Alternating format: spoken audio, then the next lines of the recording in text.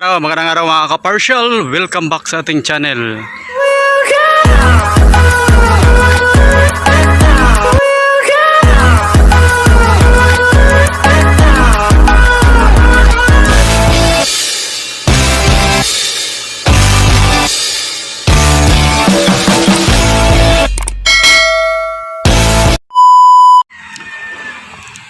So nandito tayo ngayon sa ating mga tinaniman ng mga saging na bangaran. Ayan, kaparsyal. So nandyan yung iba, yun. Kailangan ng tanggalan ng saha. Yan yung ano natin tinanim niya, pangalawang tinanim natin kasi dito yan galing na isa. Ano, yan yung pinakauna, pero mga ano na lang yan, mga saha na lang. Tapos kumuha ako ng isa, nilipat ko doon. So yan na, malalaki na mga kaparsyal na kapag putol na rin tayo dyan ng ilang beses, you know? Ngayon pinaparamay natin yung mga saha kasi tatanggalin natin yan at ililipat natin sa ibang area.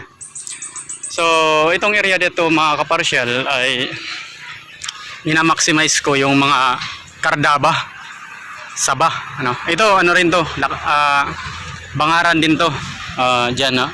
Dito rin yan galing. Yan. So nilipat ko dito, isa dito. Siyempre marami pa tayong mga tanim na prutas dito at mostly mga tanim ni mama yan na iba, no? So yan, nilinisan ko mga kaparsyal yung ating mga kardaba. Yung tawag sa amin nito is aldaba, sa inyo sa Tagalog saging na saba. Yan, no? Malalaki yung puno mga kaparsyal, oh. Wala pang bunga. Ito. Limit lang yung mga saha. Yan, naglipat na rin ako dito ng kardaba. So, nandyan pa yung iba. So, ito yung aking manukan na inano ko na, inabando na. So, nilipat ko na yung aking mga manok kasi namamatay yung aking mga manok dito sa pwesto na to.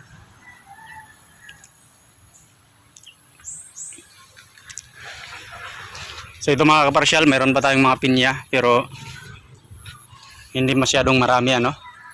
Meron tayong mga avocado dito. Yung avocado natin is yan, oh, malalaki na. So ito kasi maliit kasi nandito to. Hindi siya nakatubo. So may bunga na doon, tinanggalan ko ng puso. No? Dalawa yan mga kaparsyal, nandito pa yung isa. Yan. So okay na rin yung bulig niya, malaki-laki na rin. Tinanggalan ko ng puso ng maaga para lumaki yung mga bunga. So ito. So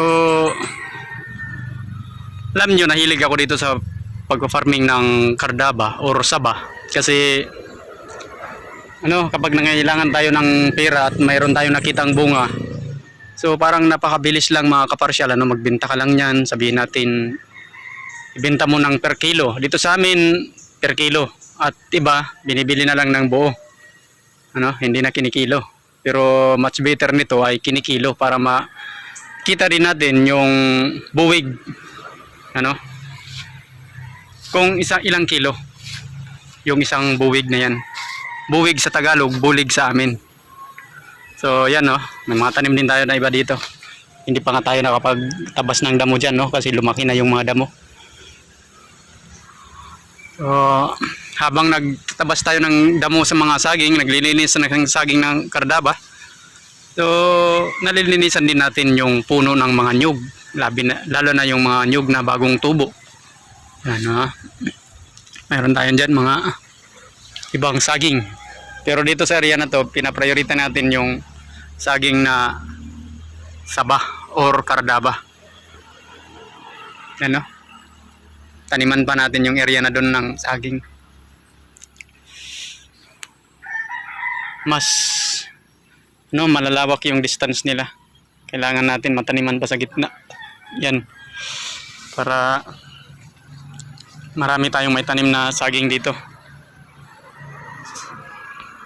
So hindi lang dito yung saging natin, mamaya papakita ko rin sa inyo yung iba.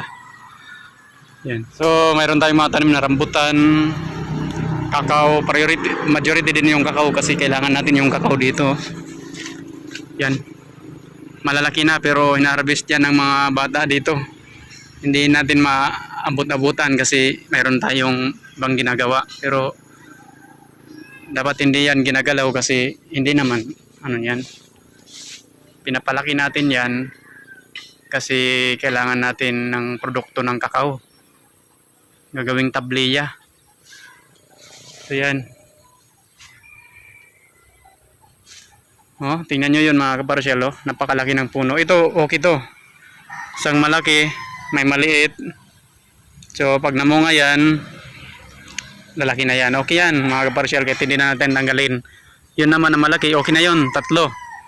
So yan mga kaparsyal, ito dalawa, ayos na yan kasi namumunga na yung isa, Tapos mayroong saha na isa at isa. Okay na yan mga kaparsyal, ano? Parang siya yung papalit doon, sakaling matugas na yon, ano? Sakaling pwede nang harvestin, siya yung papalit. So dito rin kaparsyal, oh, mayroon din tayo dito, may malaki na isa at may maliit na isa. Yan, okay na yan.